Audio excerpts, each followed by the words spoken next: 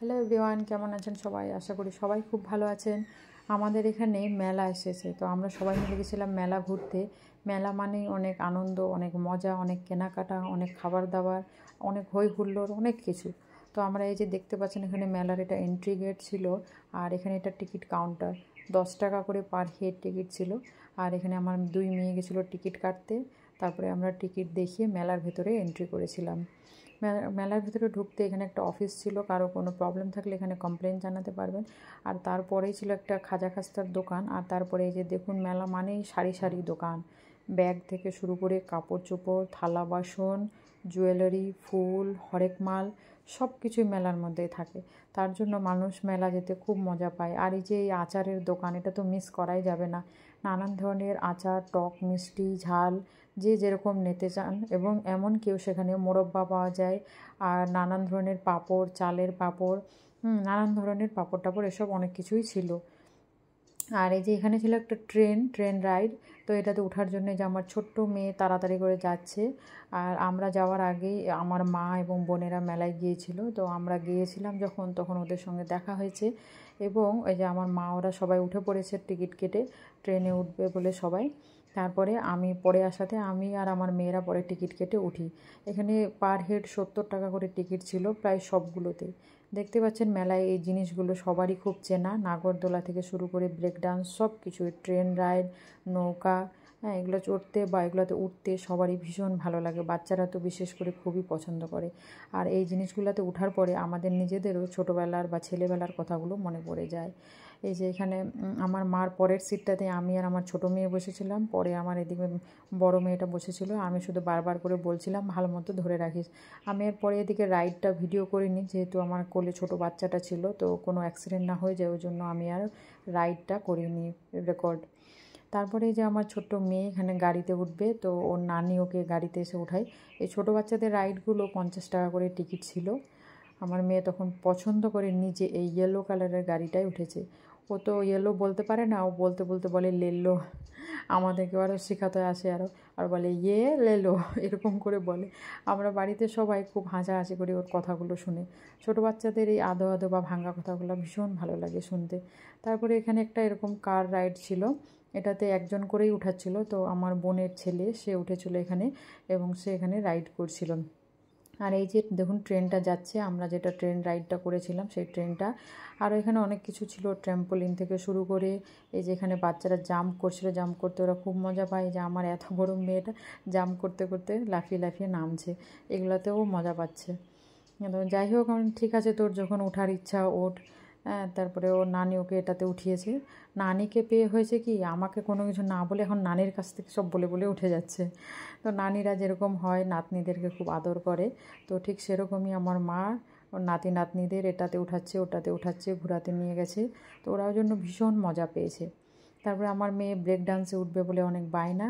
আর যেই দিদি উঠেছে, তারপরে ছোট বোন, তাকেও উঠতে হবে। ও তো একদম দিদি যেটা যেটা করবে ওকে সেটাই করতে হবে।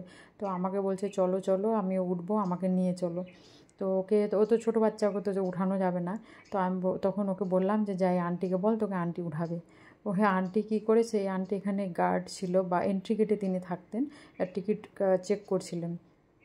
তিনি নিয়ে আমার ছোটো মেয়েকে নিয়ে গিয়ে উঠিয়ে দেয়। আর ওখানে যে ভাইগুলো ছিল যারা ওখানে দেখাশোনা করছিল, সেই ভাইগুলো নিয়ে আবার একটা সিটে বসিয়ে দেয়। তো আন্টি বলছে উঠিয়ে দাও উঠিয়ে দাও। আমি বললাম না না, ঘুরায়ও না, ওকে ঘুরায়ও না, তাহলে ও লেগে টেগে যাবে, কোনো কিছু হয়ে যাবে। তো তারপরে ওকে আমি বললাম যে ভাই ওকে এনে দিয়ে দাও। তারপরে এনে দিয়ে দেয়। তো আমার মেয়ে ওটাতেই স্যাটিসফাইড হয়ে যায়। যাই হোক, আর কান্নাকাটি করেনি। ও ভেবেছিল যে ওর ওটা রাইড কমপ্লিট হয়ে গেল। তারপরে আমি বললাম যে আন্টিকে থ্যাংক ইউ বল, আন্টি তোকে নিয়ে গেল। তো আন্টিকেও ওখানে টাটা করছিল আর থ্যাংক ইউ বলছিল। তারপরে যেখানে আমার মেয়ের রাইডটা শুরু হয়, তো দেখুন কীভাবে ব্রেক ডান্সটা এত স্পিডে ঘোরাচ্ছে, আমারই দেখে ভয় লাগছিল। তো আমার বোনের ছেলে উঠেছিল আর আমার মেয়ে উঠেছিল। তো এত স্পিড ঘোরানো দেখে আমার বোনের খুব ভয় পেয়ে গেছিলো। ও তাড়াতাড়ি করে এসে বলছে যে দাদা হয়ে গেছে, আর ঘোরাতে হবে না, উঠান। কিন্তু ওদের টার্নটা অনেকটা বাকি ছিল, আরও অনেকটা ঘোরাতো। কিন্তু এই যে আমার বোন এসে মানা করাতে, তখন তারপরে ভাইগুলো একটু পরে থামিয়ে দিয়ে তারপরে ওদেরকে নামিয়ে দেয়। কিন্তু আমার মেয়ের তখনও বলছে হয়নি, আরও একটু ঘুরতাম তাহলে ভালো লাগতো। তারপরে ও যখন সেখান থেকে নামিয়ে তখন আমি ওকে জিজ্ঞাসা করলাম কিরে কেমন লাগলো, বলছে খুব ভালো লেগেছে, খুব মজা। তারপরে এখানে দেখুন খাবার কাউন্টারগুলো ছিল, এখানে আইসক্রিম থেকে শুরু করে গোলা, চাউমিন, ভেলপুরি, অনেক কিছুই ছিল। তো এখানে আমার বোনেরা সবাই গোলা খাচ্ছিল, তো ওদেরকে দেখে আমার মেয়েও বলছে ও খাবে। আর গোলার পাশে এখানে একটা এই যে ফ্রাইজের দোকান ছিল, সেটাতেও আমরা গিয়েছিলাম। গোলাটা কিভাবে বানাচ্ছিল সেটাই দেখে এখানে রেকর্ড করেছিলাম। তো আমার মেয়ে বলেছিল গ্রিন কালারের গোলা খাবে। তো বরফটাকে ওরা এরকম করে নেয়, তারপরে এরকম গ্লাসে চেপে নিয়ে ওর মধ্যে জলজিরা, লেবু, হ্যাঁ, বিট লবণ এগুলো দেয়, আর এখানে ওদের যে কালার সেটা দেয়। তো সেটা আমি এখানে এতটা কালার দেওয়া দেখে আমার ভয় লাগছিলো যে এটা কত ক্ষতি করবে। আমি আমার মেয়েকে বলছিলাম বারবার করে যেগুলো খাস না, কিন্তু তাও ও খাবে। আর ওই ভাইটাকেও বলছিলাম যে কালারটা কম দিন, এতটা দিয়েন না। তো তারপরে ও তাও ওদের যেটা আর কি বানানোর সেভাবে সে বানিয়ে দেয়। তারপরে সবাই এখানে একটু একটু নামমাত্র খেয়েছে, যে বাচ্চাগুলো নেওয়ার জন্য কান্নাকাটি। আর ওর দিদিকে দেখলে তো ছোটোটাকে নিতেই হবে, ও আবার বলছে আমি রেড কালার নেব। তো তখন আমার ছোটোটাকে এরকম বানিয়ে দেওয়া হয়েছিল। তারপরে সবাই একটু খেয়ে তারপরে ফেলে দেয়, পুরোটা শেষ করতে পারেনি।